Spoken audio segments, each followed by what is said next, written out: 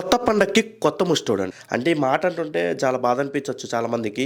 నేను ఎవరి గురించి మాట్లాడుతున్నా మీ అందరికి తెలిసే ఉంటది. మహేందర్ వైబ్స్ తమ్ముళ్ళని చూసారు కదా! తను చూస్తే నాకు జాలేస్తుంది. 70,00,000 పెట్టి ఒక బిజినెస్ చేస్తే దాంట్లో నష్టం వచ్చింది. సో, ఆ డబ్బులు పూడ్చడానికి కష్టపడకుండా డబ్బులు సంపాదించాలి. అంటే ఎలా? జనాలు డబ్బులు అడిగితే సరిపోద్ది. ఎందుకు ఇయ్యాలి? మీకు డబ్బులు ఎందుకు ఇయ్యాలి? నాకు తెలిసినంత వరకు నేను 6 ఏళ్ల నుంచి యూట్యూబ్‌లో చేస్తున్నా బ్రో వీడియోస్. బట్ ఈ రోజు వరకు ఒక్క రూపాయి రాలేదు బ్రో. ఎందుకో తెలుసా బ్రో? యూట్యూబ్‌కి నేను డబ్బులు ఖర్చు పెట్టి ఆ ఈఎంఐలు తీసుకోవడానికి వేరే పనులు చేసుకొని అయినా నేను బాధపడట్లా. ఇది నాకు ప్యాషను. ఇది నేను చేస్తా. అది నా ఇష్టం. అందుకనే చేస్తా. ఈ రోజు వరకు ఎంత కష్టమైనా పడతా కానీ యూట్యూబ్‌లో నేను ఒక్క చేయి దాచి ఒక్క రూపాయి అడగను బ్రో. బ్రో అసలు ఇదేంటి? ఇది ఇది ఈ కొత్తగా ఈ ట్రెండ్ ఏంటి నాకు అర్థం కాదు. యూట్యూబర్స్ అందరూ డబ్బులు అడగటం ఏం పిచ్చి పట్టిందా మీ అందరికీ? యూట్యూబ్‌ని అసలు ఇన్‌ఫ్లుయెన్సర్స్ అంటే ఏంటి? మిమ్మల్ని చూసి ఒక రోల్ మోడల్‌గా చూసుకునే వాళ్ళందరూ.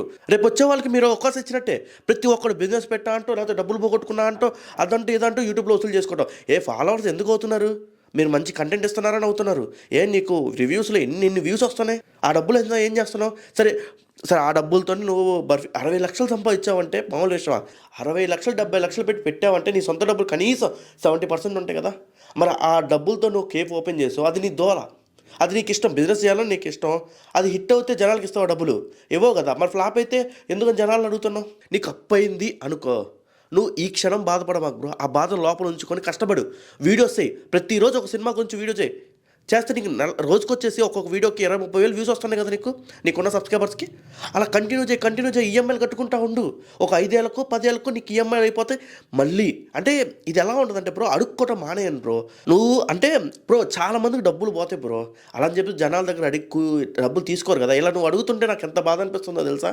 మా ఫ్రెండ్ కూడా నాకు ఫోన్ చేసి ఏమంటున్నాడో తెలుసా అసలకి? "అరే యమ్మ నాకు 15,00,000 రూపాయలు సాలరీ అయినా సరే నాకు డబ్బులు సరిపోవట్లేదురా.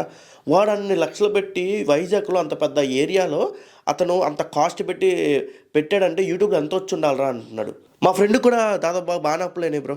దాదాపు 20, 30 లక్షలు అప్పులయినాయి. కానీ వాడు ఏం చేస్తున్నాడు? ఏదో పని చేసుకుంటూ ఈఎంఐలు కట్టుకుంటూ తీర్చుకుంటున్నాడు. నువ్వు కూడా అదే చెయ్యి బ్రో.